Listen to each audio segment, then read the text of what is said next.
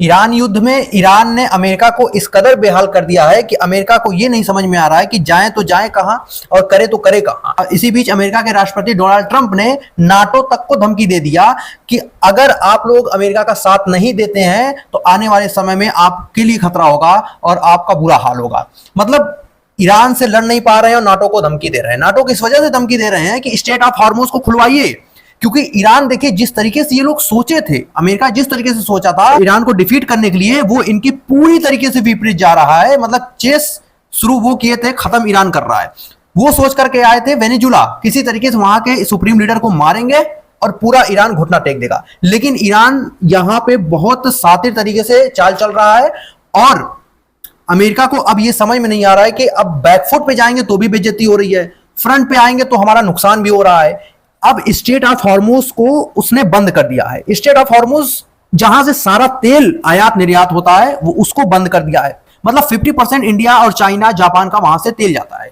अब कोई भी देश सामने ये नहीं आ रहे हैं, ट्रंप का साथ नहीं दे रहे हैं कि भाई हम नहीं देंगे। इस वार के बीच में कोई भी ऐसा देश नहीं है जो कि ये चाह रहा है कि वहां से नाता तोड़े। देखिए जो ऑयल क्राइसिस हो रही है वो हर जगहों पे हो रही है, चाहे वो भारत हो चाहे वो चाइना हो।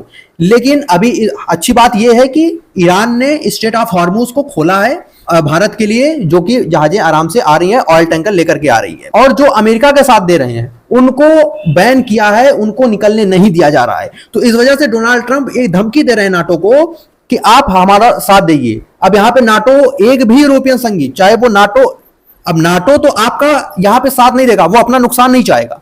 कोई भी हो, कोई भी देश ऐसा नहीं चाह रहा है कि हम रिलेशनशिप खराब करें जो सऊदी अरबिया से या फिर जो ईरान से है, क्योंकि जो स्ट्रेट ऑफ हॉर्मुज है वो ईरान ने बंद कर रखा है। अब चाह करके भी सऊदी अरबिया भी सपोर्ट नहीं कर सकता, चाह करके भी यूएई भी सपोर्ट नहीं कर सकता, क्योंकि अगर करेंगे तो वो फिर से वहां से मिसाइल लगेगा। तो पूरी तरीके से अमेरिका को ब्लॉक कर दिया है।